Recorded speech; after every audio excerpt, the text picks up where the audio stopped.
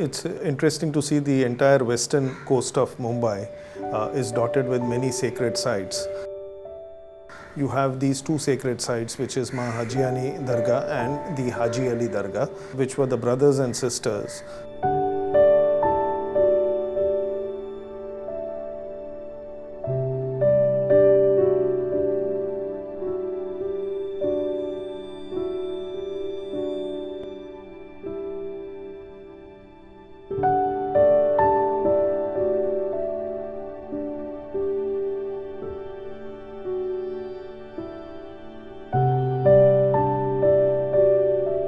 Ma Hajiani, the name comes with more of reverence given to the sister of Haji Ali and revered more and called Ma Hajiani. One of the reasons why this structure is very unique, it has that watch tower kind of a status.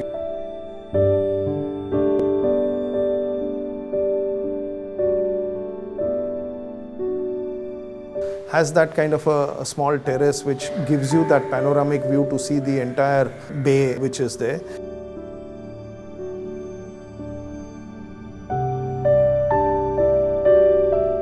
It's cladded on all the sides with this ashlar retaining wall. We found no doors or no connection below, so we assume it to be an outcrop. But it's a very interesting structure that way, which stands out like a sea fort or a landward fort facing the sea and having a structure above it, floating above it. Prior to the World War, there is a lot of change in architectural vocabulary. The shift from Gothic revival to Indo-Saracenic, which means a response to the local architecture, which is what the British architect also wanted to do to show the context of India. So it's the advent of the Indo-Saracenic which starts. You see the dome here, it's a very unique dome. It's not a dome which is on a square, but it's a dome which is on a rectangle. And it is something like a submarine shape, which is very unique. But the petals are very similar to what you see the petals in the Prince of Wales Museum. So you can put it in context that, of course, if any prime building was being constructed in Bombay, which was a prime landmark, the influence of that was felt. Perhaps the architect could have been same. Perhaps this architect would have trained with the George Whitted. But what is unique in this building is that there are very fine, refined traces of colonial architecture, which you see in the double pilasters. You see in the floral relief. That floral relief would be very similar to any of these Gothic buildings in fort area. And even the composite capital which you see of the pilaster. So there are elements which are there, but the overall theme, the use of minarets, the parapet, which is floral parapet, the chhajjas, the brackets, the multifoil arches, that overall characteristic is very Indian. The ease in which the Western elements and the Indian elements have been put together, which go seamlessly without disturbing your overall composition, is something unique.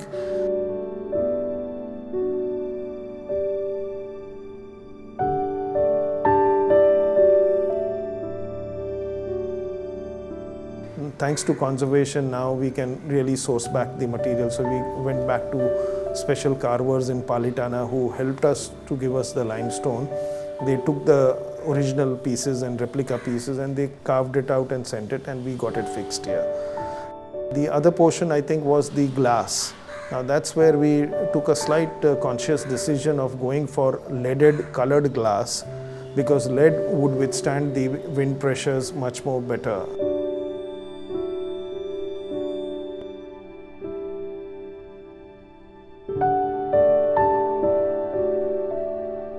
We didn't choose too much of color because that would have spoiled the whole charm of it. We decided only to have traces of blue and green.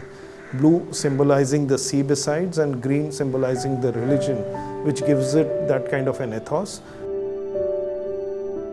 The glass, the quality of light adds on to the divinity. The only thing is we've made the glass use very subtle.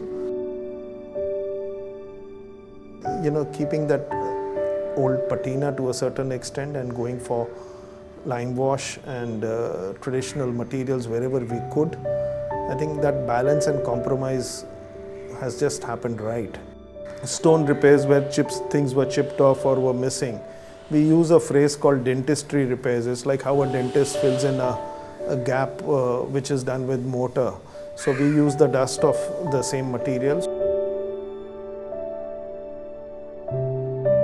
The flooring here is a typical geometry being followed, and that's the interesting thing of many of these Islamic structures where the geometry is followed to the core of it.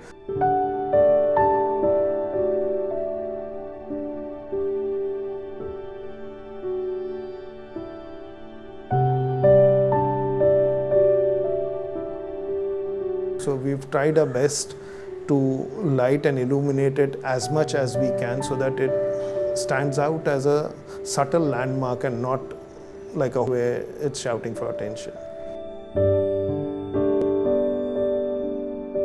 Yeah, I think the first credit of this whole space goes to the original architect, which is unknown, so salutes to that person. What we were trying to do is just to follow the principles of second man, trying to respect what the first person created.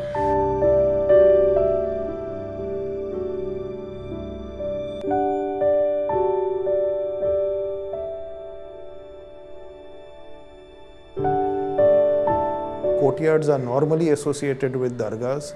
That's the place where during Badi Raat people sit, pray and it's a congregation which gathers. So I think the courtyard is a sacred element of a typical dargah typology.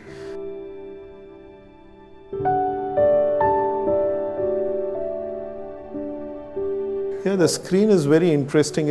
What we didn't know was that it was made up of timber inside, and the timber inside had decayed, as a result of which the walls were collapsing. So we've re-added the timber back and we've exposed the timber, and the horizontal members here which you see helps in tying the structure.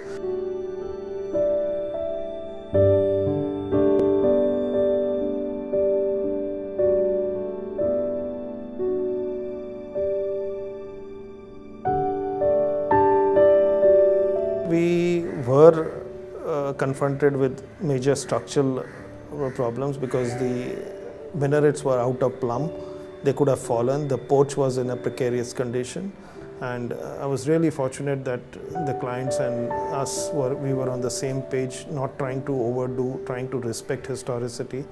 And I think that's what makes this project a very unique project and sets a high benchmark for others to do. Similarly, conservation is a slow process. It can't be done overnight. The first person's creation is respected. I don't want to leave my signature. So that's the best compliments which I get is, what have you done? When you start doing unloved buildings of Mumbai and you transform them and you discover them that how beautiful they were, or for that matter this space. As an architect, you've not seen this typology, then you miss something in Mumbai. This is what makes Mumbai. It's so special, these kind of ordinary buildings or special buildings which have been just neglected. I think we are in a most wonderful city which people have not really seen.